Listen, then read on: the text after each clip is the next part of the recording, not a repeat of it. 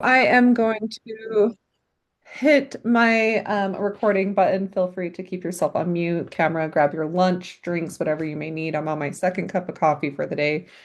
If you have a moment, please fill out our pre-event survey. This just kind of gathers where people are at, because nuclear has been a long time discussion. It's been going on for a couple of decades, and there's various levels of nuclear. So, our intentions for today are to just facilitate robust, informed, respectful discussions, highlight important questions to raise about nuclear energy, and as always, providing evidence-backed information from all of our research. Um, we are Heal Utah. If you don't know who we are, we're the Healthy Environment Alliance of Utah. We've been around for 26 years, and we work to protect communities from air pollution. We work to build an inclusive, clean energy future.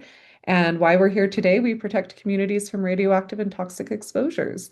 We started that out in Tooele against the chemical incineration of, or the incineration of chemical weapons that affected air pollution and released toxic exposures. And here we are today, still fighting those issues as well as different issues. We've been Utah's watchdog for 25 years. Oh, I have various numbers. So 25, 27. We've been all over the place and we focus on issues with relating to environmental health. We've worked on so many issues. The Blue Castle nuclear plant was just revived this year. We've had a couple of press hits. We're happy to talk about that. We've continued to watch energy solutions as they bring in radioactive waste to our community or through our communities to their dump site. And we continue to celebrate and push to expand and extend the Radiation Exposure Compensation Act, which if you lived in Utah or somebody you know lived in Utah between 51 and 62, and developed cancers, you were probably a downwinder. And so we are well versed in this issue. We spend way too much time researching this, and we continue to fight for communities, listening to stories and sharing that information. We are working towards a cleaner and healthier future. We prioritize public health and environmental health, public welfare, and robust community engagement with impacted communities, which I think Utah's experiencing a little bit on a few of our issues coming through. And we're really trying to create clear and enforceable legislation for mining and other industries, creating future safeguards so that we don't create a new generation of downwinders or um, cancer victims or survivors. And we try to ask questions based on the research that we find to see if we can meet in the middle on all these issues to make sure that we protect our communities as a whole moving forward. So today we are here to talk with our journalists who are trying to keep up with the Utah nuclear story. We have a long history in the nuclear world, and then we're present day experiencing what can impact our future. So we wanted to give our journalists an opportunity to get some key updates, learn some key questions to ask, key places to look for information, and some key people to interview. Because this ebbs and flows. We see this come and go every 10 years or so, and it's hard to keep up on a lot of it. And it's been moving really fast in the last couple of years.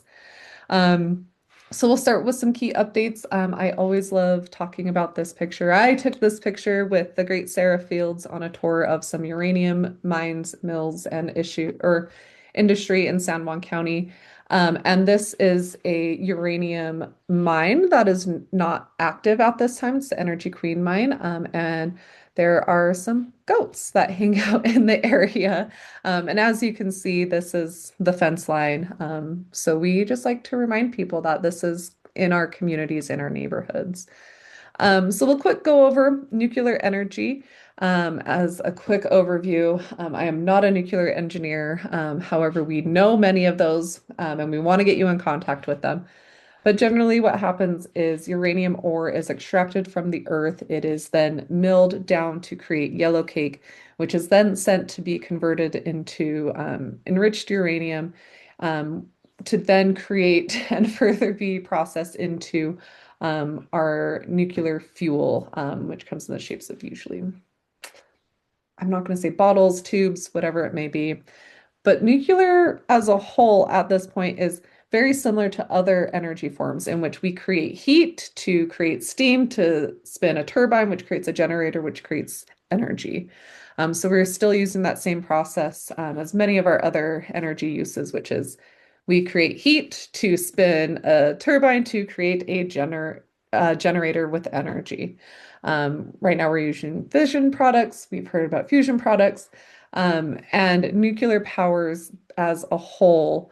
What you think of when you think of nuclear power, there is a cooling tower, there is a reactor, there is generators, there is transmission lines going in and out. Um, but what we're seeing now are these proposed small modular nuclear reactors, and we're even hearing micro reactors. These are still in an experimental and testing phase. We have seen some be successful in the military, but not in a commercial scale in our communities.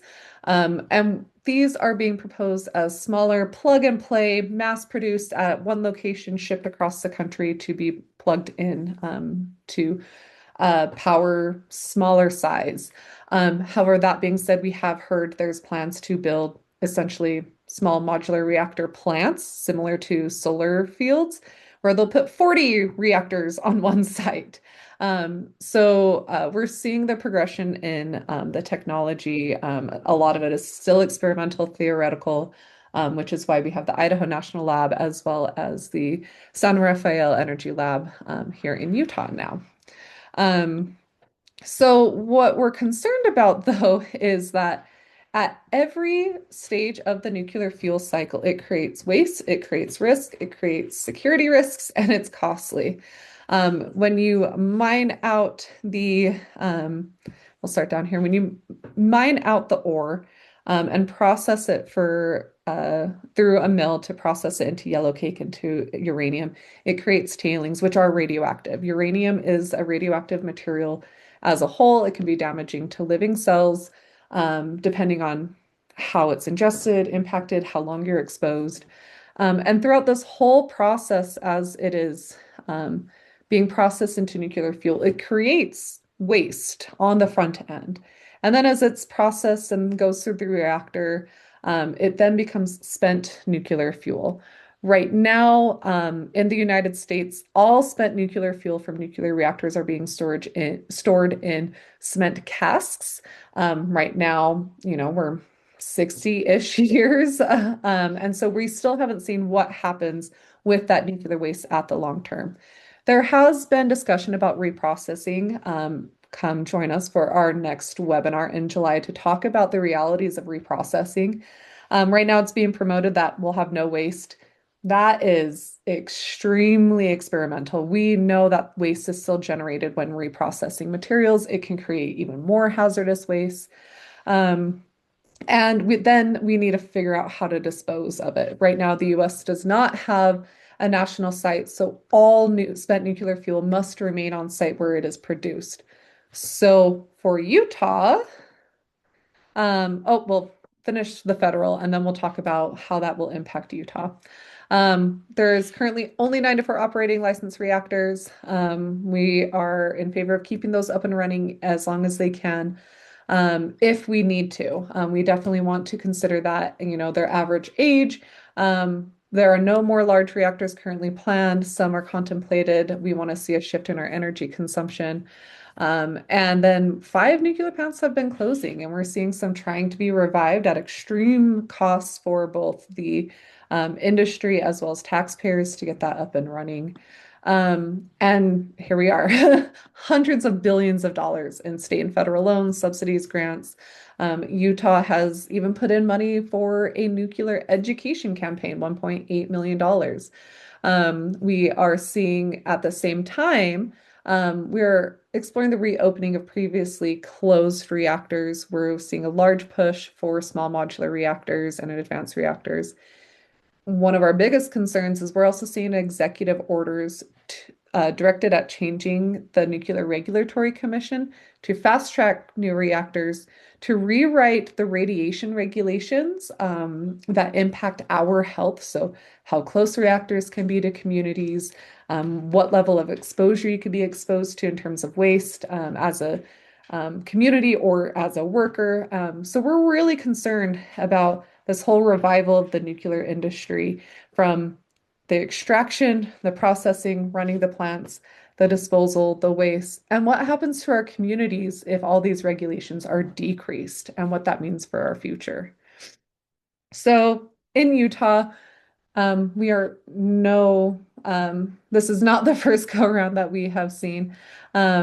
Utah was downwind of all of the uh, nuclear weapons testing in the Nevada test site. We also provided a lot of the uranium, as did most of the Southwest, to fuel all of those bombs.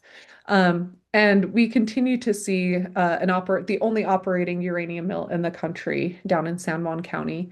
And this is something that Utahns have continued to fight for. Um, Utah, I'll go back one.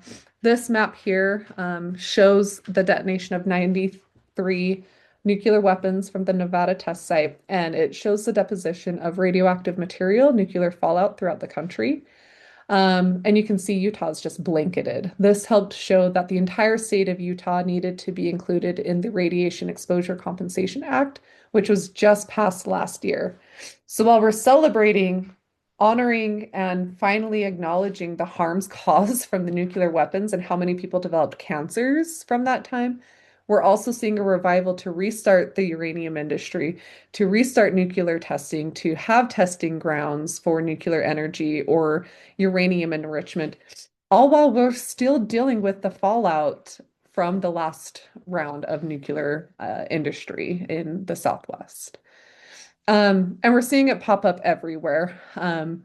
We are seeing it near our Great Salt Lake. We're seeing it at Camp Williams in the border of Utah County and Salt Lake County, where so many people are living and growing. And right here, you're getting a preview of a map that HEAL is working on, where it'll show the proposed nuclear reactors and how close they are to our places of worship, to our schools, who needs to be near those, and what it means to be living near all of that, and what the risks could be. And I'm sure you've seen all of the news articles popping up left and right. Utah is gung-ho on taking all parts of the nuclear industry into our state, from uranium mining, milling, processing, enrichment, nuclear reprocessing of waste, dumping of waste, interim storage of waste, reactors throughout the state. And we're a little concerned about what that means for our communities. This will create a local impact. We already have uranium sites that haven't been cleaned up. This is the proposed site for the nuclear campus, how large it is, how close it is to the lake, how it sits on top of our Great Salt Lake watershed. And these are all real impacts. We tend to think of radiation exposure as a far away exposure, is something we don't have to worry about. But this is something that people are still living with today, and we have so many layers of radiation exposure. We're trying to limit how much people are exposed to moving forward. So, as reporters, there are a few questions, and this we ask the public to ask their decision makers as well. But when you're talking with people and getting interviews, ask how much the project is going to cost, maybe where that funding is coming from, if it's private or if it's state or federal investments, when it's going to come online, and can we afford to wait? Is it an effective climate change solution? We know some nuclear reactors are going to take 10 or 20 years to get online, even with the pushes that are happening now. What's going to be ran in the meantime? Do we have time to wait for nuclear reactors when we have other energy options in place? How much power is it going to provide? And who's the power for? Is the public going to have access to this energy? Is it just for data centers or private industries? Do the operators have experience building and operating a commercial reactor? Or these new plug and play reactors, are people going to be trained in emergency responses, how to run it, what to do if something goes wrong?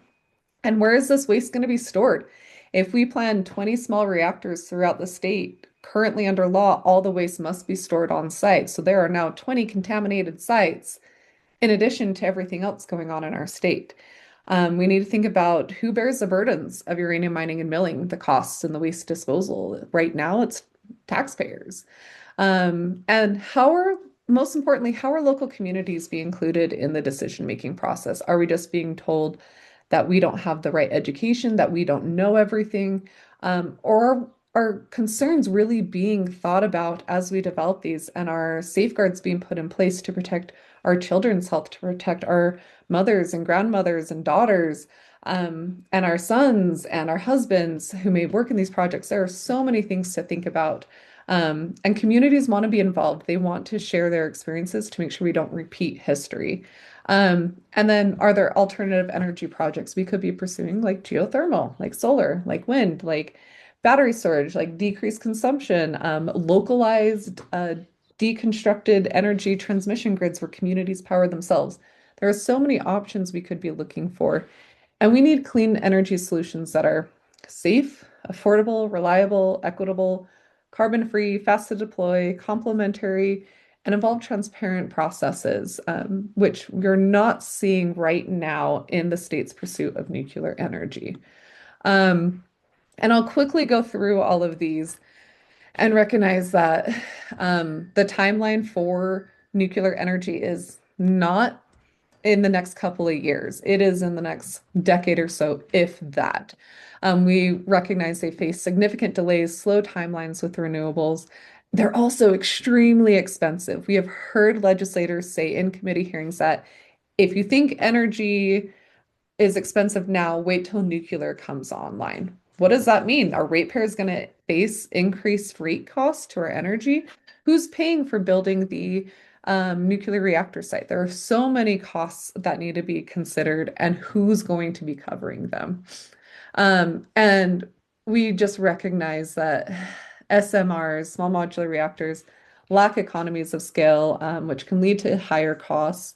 Additionally, we're concerned about, if there's ever an issue and they need to make a callback, or if they're shipping reactors with ready to go nuclear fuel already in them. And if there's an accident, there are so many concerns about costs, about timelines, about safety, about these small reactors that we need to be considering and thinking about. Because in short, all of these industry parts pose environmental and human health risks. The short term of radioactive exposures can have symptoms like nausea, burns, breathing impairments, and even mortality. Our grandmothers, um, our grandparents experienced this when there was nuclear fallout. They're like, there's yellow dust coming in from from the Nevada test site. My crops have died. My animals are dying. I'm getting sick off the milk. But the long-term exposure is where we're seriously concerned, because you will continuously be exposed to all of these. And this is where it can lead to lung cancers. This is where it can lead to brain cancers. This is where it can lead to intergenerational impacts of how it can be passed from parents to children to even grandchildren. So we're really wanting to make sure that as we move forward with all of these new projects, that we're not putting the pedal to the metal unless we have those safeguards in place. Um, and Utah already experiences all of this. We are already taking radioactive waste. We've been approved, Energy Solutions has been approved to bring in radioactive waste from Canada, which will be shipped across the country to be disposed of in our community. And recognizing that nuclear power creates waste that remains hazardous for thousands of years. Humans have not lived long enough with nuclear waste to see how long it will stay radioactive. So how do we plan for spent fuel storage to that scale? How are we going to communicate to future generations? Where do we dispose of it? Where is it safe? Because we haven't found that answer yet, which means there are still piles existing currently that have not been dealt with. And now we're going to create more when we don't have an answer to that. And Utah has stepped up and said no nuclear waste in our communities. Why now are our leaders saying, yes, we'll take all of the country's waste, and that's totally okay? I'll quick flag this but really highlight nuclear waste is extremely difficult to process. It is extremely costly. It hasn't been proven full effective as it's being promoted by some private industries. Join us in July. We will be talking about reprocessing and nuclear waste at a more holistic level with some experts. Um, One thing we're going to flag, we are seeing the rise of nuclear reactors and data centers at the same time. Data centers require huge amounts of energy, and it's being proposed that you can put nuclear power plants on site to power that data centers. The problem is that data centers are already being constructed. They're already existing. So what's happening now is they're being ran by fossil fuels. And being able to put a nuclear reactor on site with a data center puts a lot of emergency risks in that issue. If something were to catch on fire, if something were to fail, you are now accumulating a lot of issues, as well as creating toxic spaces. If we're concerned about the cancers coming from data centers, what is the concern about a data center with a nuclear reactor with spent fuel on site? And we also just don't think nuclear power can power the data centers that are happening right now. They are just not feasible and they're not ready to go. Um, so good questions to ask are, oh, and I'm sorry this image didn't pop up. But if nuclear isn't today, we should be asking our legislators that question. If nuclear cannot be put online today to power our data center, what else can we do? What are the other viable options? Geothermal, we are in an amazing state that has so many resources. We are extremely equipped for solar. Maybe we should start looking at some rooftop solars for our large communities and consumers. We have battery storage. We have so many opportunities. So, in summary, as I've just word vomited at you, we need to be considering when pursuing nuclear energy and asking questions to our decision makers. How much is it going to cost? How long is it going to take? What are we doing with the waste? Are you talking with the communities and are you actually listening? Are you thinking about the environmental and public health risks for today and in the future? And are you also thinking about the security risks that are associated with having all of these radioactive materials throughout the state and what that means in our current global sphere? Um, and then this is one that I just wanted to flag really quick of, and we do have a webinar up on our YouTube that shows that women and children are most likely, and young girls are more likely to have negative effects from radiation exposure. And this is something that can impact generations moving forward. And this is something we need to be thinking about when we're moving forward with nuclear in our state. We want to make sure that we're protecting all of our communities, including our children and our grandchildren and great grandchildren and those moving forward. We are concerned about all this because Utah is already a pretty highly contaminated state. We rank second highest in the nation for total toxic releases. We have contamination throughout our air, land, and water through mining, dumping of waste, nuclear testing from naturally occurring radon, multiple pathways of exposures if you inhale, ingest, and come in direct contact with these materials. There are still sites within the Navajo Nation uranium mines that have not been cleaned up. And then our communities that live near these sites are economically disadvantaged, are often economically disadvantaged, which means they are put at risk to become the community members who are also powering and being employed at these communities and furthering their lives being put at risk. Um, so we know all of that. How do we make sure you know where to find all this information? We spend so much time researching into this and we sit on coalitions and we talk with each other. We want to make sure you, as reporters and as journalists, can also find this information. So here is a quick list of places you can find documents and information. We will be sending out an email that'll have all of this for you. But these are good places to find the documents that we're talking about, find information about, maybe there is radon, maybe there is cultural significant sites on those places that maybe we should consider. Let's talk about all these proposed uranium projects. Let's talk about mine safety for our communities. So these are just a snippet of where HEAL and our experts go to find the documents that help us inform our reporters on these issues. And then I'm going to spend the next couple of minutes. Sarah Fields from Uranium Watch is an incredible expert. She has been doing this research for so long. She is the best person to talk to when it comes to uranium. And she lives in Moab. She experiences it. She has seen these issues. And she took the time to show us how to find some documents. Hey, Sarah. Let me pause that. She has taken the time to do a quick video And then I'll show you kind of some images after that. So I will go ahead Hey, and get Sarah. started. We have Sarah Fields here. We are going to be taken through by the expert on how to find specific documents related to specific permit requests and different things like that. So, Sarah, if you can introduce yourself, what organization you work for, and what we're searching for today. Okay, my name is Sarah Fields. I live in Moab, Utah, and have lived there off and on for many years. I'm with Uranium Watch, and we deal with uranium mining and milling issues in Utah and the Four Corners region.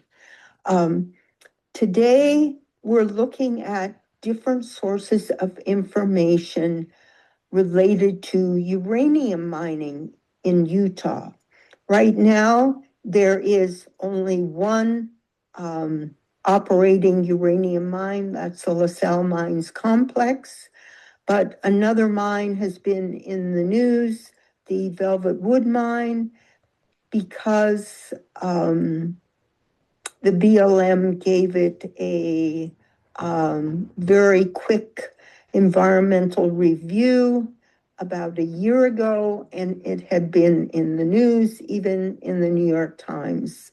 So the first page has to do with one of the two mining regulatory agencies in Utah. The Utah regulatory agency is the Utah Division of Oil, Gas, and Mining, sometimes referred to as DOGM or UDOGM. And they have a website. I'll move it down a little bit, where they have specific files for specific mines, not only the mines that are operating now, but mines that have operated in the past. So there's a lot of information on this website. So it's minerals.dogm.utah.gov, minerals files. And you can just go to the DOGM, you can do a Google search for Division of Oil, Gas, Utah Division of Oil, Gas, and Mining, and that will lead you to this site. And then you click on mineral permit files. So I'm at the mineral permit files, and there is a way to search. So there's a long list of mine names with a permit ID, with a county, and with the owner. So you can sort these. Suppose you are just looking for uranium mines, and these files are not just uranium mines, they're any hard rock mine in Utah, copper mines, iron mines. So you can sort by the county, sort by the owner, a permit number, a mine name, or you can just do a search. So I'm going to do a search for the Velvet Wood Mine. And first, I'll just put in Velvet. And I click search. And there it pops up Velvet, the mine name, the permit number, the county, which is San Juan County. And it has a number before that, 37. So Utah has different numbers for the county. So the permit number starts M, which means it's a large mining operation. S would be, if it started with S, it would mean it was a small mining operation. And then it says M037. That means it's in San Juan County. And then it has the county and the owner, which is Anfield Resources Holding Corporation. So, and then has a little arrow over here, and it says select. So you just click that arrow and a whole bunch of documents pop up. And you have the different pages. Well, you can sort the documents. And a good way to sort them is by the date. So we're looking for the most recent documents having to do with the Velvet Mine. They're just right now calling it the Velvet Mine because that's the old mine. And in the future, their intent is to develop the nearby wood mine, but it's all part of the same permit. So you click here on the arrow, and that's the descending, the descending, that's the 1978 records. So for this mine, the records go back to 1978. And then you click it again and it has 2026. And you go over to the little circle that guess and click view, and you can look at that document. And this has to do with the annual large mine permit renewal fee up to 50 acres. And it has information about how much it costs to renew the permit. And then I'm going to close it. And then you can print that document. You can save that document to your own website. Your own computer. And the next one is a December 2025 document, which is an inspection report. So over on the right, it tells you what the document is about. Like here, there's the annual permit fee, then an inspection report, and then a final approval of the amended notice of intention to commence large mining operations. And it has the document from and document to, and the date and the year and the permit. So it provides you just with the basic information that you need to figure out what kind of document it is, and the to and the from. And Wayne Western is someone who works for the Utah Division of Oil, Gas, and Mining. And Joshua Bleak is someone who works for Anfield. Dana Dean also is with the Division of Oil, Gas, and Mining. She's the director. She's the director of this division. So we're going to look at an inspection report.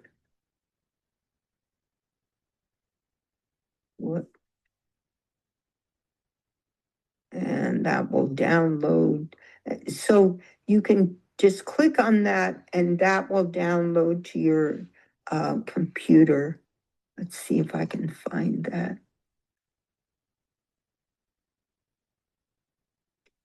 So here's the Department of Natural Resources, Division of Oil, Gas, and Mining and Minerals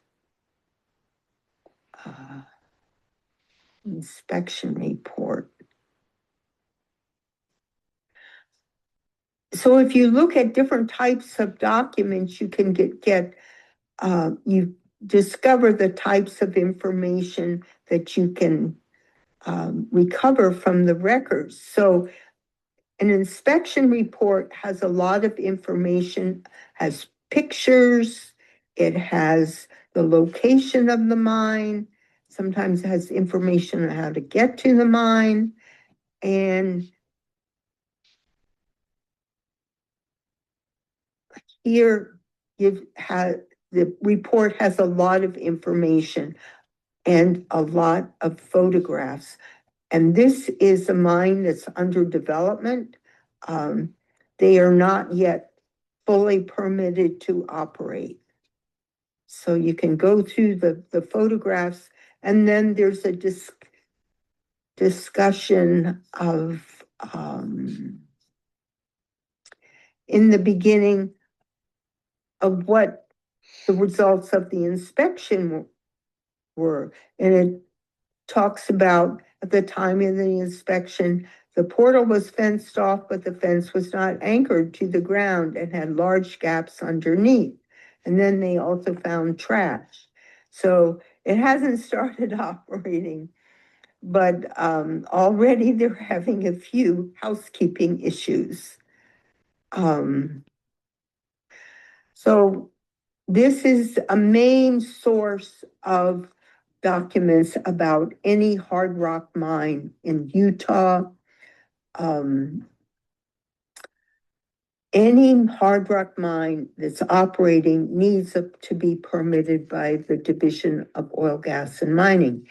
Whether or not it's on private land or state land or federal land, which would be the Bureau of Land Management or the U.S. Forest Service, or so they have responsibility no matter if there's another agency that also has responsibility.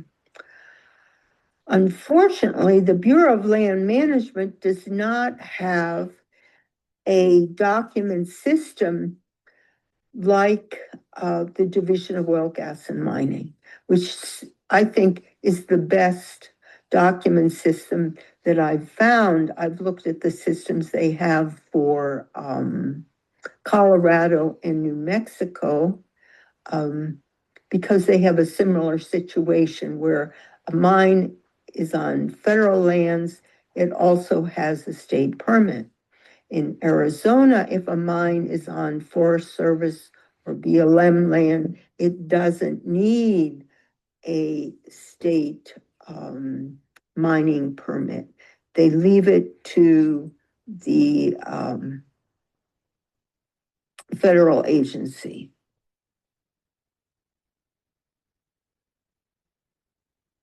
So one time that you do find Bureau of Land Management records is whether there's a NEPA process. And that is when the BLM or U.S. Forest Service will put documents online so that the public can read those permit applications and some of the related documentation.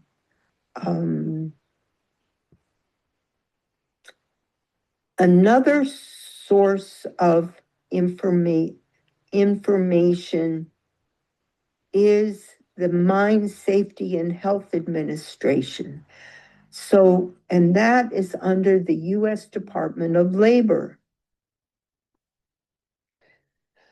So Sarah has been doing this for so long, knows where to go, how to find those things. I did a quick, here's the slide, what we're looking for velvet wood in particular, being able to see what you're looking for. This is for any mines, any materials, and you can see what those documents end up looking like.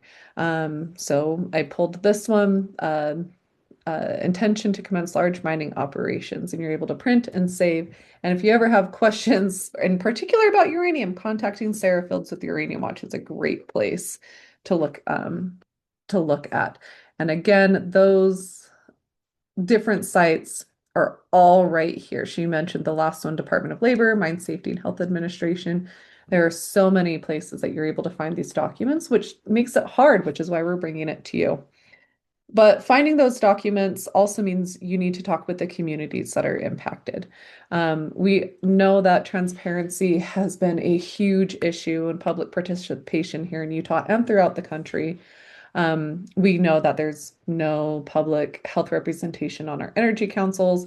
We have seen what happened with the Box Elder Data Center and hundreds of people showing up to speak and not having the opportunity. And this makes it really concerning because we are limiting and fast tracking these projects. Velvet Wood was approved in 14 days. without thinking about the communities who are going to have to bear the brunt of that, of the risks, and the potential exposures, as well as the future generations moving forward. So we have some nuclear experts in particular you can reach out to with various different expertise. Here's a list here. There's a couple of local Utah ones. There are national ones that have done the research. We have so many people. And then we also, this is what we do when we're doing this research, reach out to scholars and researchers, again, here in Utah and throughout the nation and throughout the world who have spent so much time doing the research that you're looking for, to help ask these questions. And then talk to doctors, physicians, pediatricians, the Huntsman Cancer Institute. There are so many people you can reach out to help improve and diversify your journalist uh, uh, activities and your pursuits. And just know that Utah has so many incredible experts. We know Mary Dixon is an incredible advocate for the Radiation Exposure Compensation Act, and she is now a downwinder. She has put in her application. You got to see Sarah Fields diving into finding those documents. But also think of, as experts, think about the communities that live nearby that have experienced these issues. Think about the tribal communities that are impacted. Think about the nonprofits that have impacted community members that might be willing to talk to you and have these conversations. Um, and just know that people want to be involved in these decisions. Our communities want to be involved. We want to make the best decision for everyone moving forward. And what we need most, as journalists, as a nonprofit, as community members who are living nearby these potential sites, is we need answers from decision makers and industry leaders. We need independent study bills that talk about jobs, costs, and risks. We need realistic comparisons and seeing if maybe we need to be pursuing other options. We need representation of affected communities in decision-making processes. They need to be part of the commissions, they need to be part of the councils, they need to be considered in all of these and not just given 3 minutes to speak and disregarded. We need independent oversight and we need transparent decision-making moving forward. So HEAL is part of this. We're bringing you in to be part of this because you are also, if you're living in Utah, you're also living this with us. You are also potentially being exposed. Your family's potentially being exposed. So we want to make sure that we're protecting all of our communities, which is all of us. And we will continue doing our work, monitoring legislation, talking to regulators, building coalitions, inviting you to attend our nuclear expert webinar that we are developing for Utah specifically. So I'm going to go ahead and stop our screen share here. We thank you all so, so much. Please reach out to us for any questions you might have. And we are very grateful for all that you are doing to be here with us today. So I'm going to stop the recording now.